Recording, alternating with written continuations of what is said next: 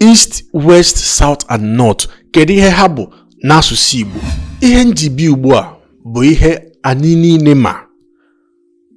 Ọ bụrụ na ị na-eso m ebe a, ị kwesịrị ime ya. Onye ọbụla bụ onye Igbo kwesịrị ime ya, mana ka anyị gbapụ ọsọ maka ndị na-amaghị, anyị niile na-amụ amụ.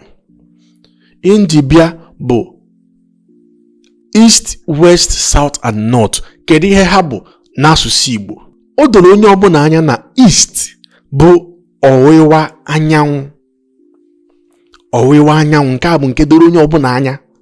West n'asụsụ Igbo wee bụrụ ọdịda anyanwụ.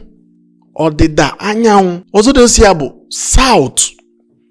South n'asụsụ Igbo bụ ndịda.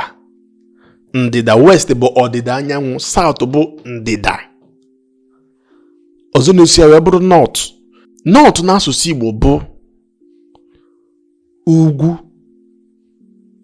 Ugwu. Ekene m unu.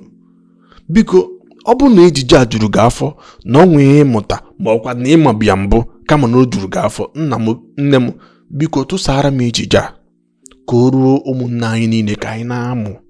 Werekwa ejije a gosi ụmụaka gị na-eto eto na ọ ga-abara ha uru. Ekene m unu.